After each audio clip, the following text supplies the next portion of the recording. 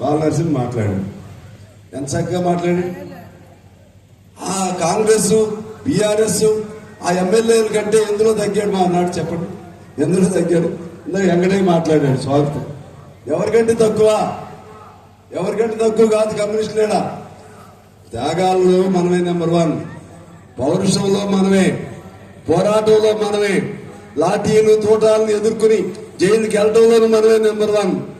ఈ దేశం కోసం ప్రాణాలు అర్పణ చేసిన పార్టీల్లో కూడా నెంబర్ 1 పార్టీ సిపిఐ పార్టీ. మీరు చరిత్ర తీసుకోండి.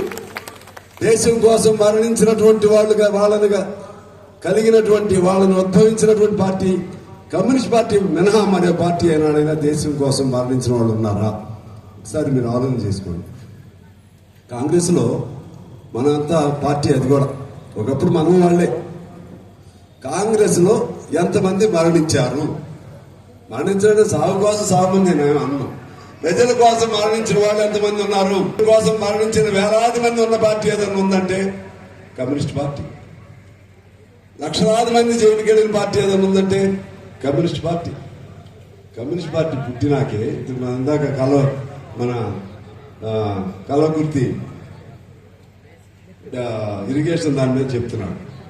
కలవకుర్తి కాదు, నెట్టింబాడు, జోరాల, కలవకుర్తి, తర్వాత కోయిలా సాగర్, నాగార్జున సాగర్, ఇంకా అక్కడ మన చాడాగారి ప్రాంతంలో అనేక ప్రాజెక్టులు, అలాగే ఆంధ్రప్రదేశ్లో ఈ పక్కనే ఉన్న కర్నూలు జిల్లాలో ఉన్నటువంటి ప్రాజెక్టులు, శ్రీశైలం, అనేక ప్రాజెక్టులకి రూపకల్పన చేసింది ఎవరయ్యా అంటే, ఉద్యమాలు నడిపింది ఎవరయ్యా అంటే కమ్యూనిస్ట్ పార్టీ. ఏం అవసరం వచ్చింది మాకు? కమ్యూనిస్ట్ పార్టీకి ఏం అవసరం వచ్చింది? జనం కోసం, దేశం కోసం ఆలోచన కలిగిన వాడు ప్రతి ఒక్కడు కమ్యూనిస్టే.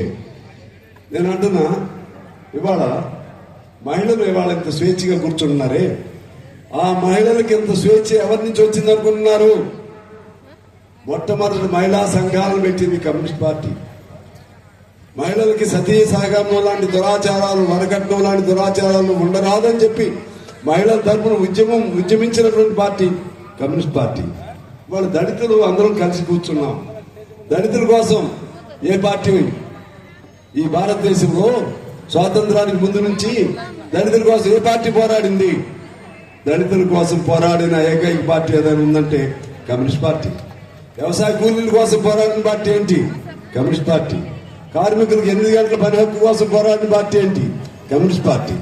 అదేవిధంగా విద్యార్థుల కోసం, యువజనుల కోసం, కవుల కోసం, కళాకారుల కోసం, రచయితల కోసం, పాత్రికేయుల కోసం, ఏ సెక్షన్ కోసం అయినా, ఏ ప్రజావర్గం కోసం అయినా పోరాటం చేసిన పార్టీ ఏదైనా ఉందంటే అది కమ్యూనిస్ట్ పార్టీ.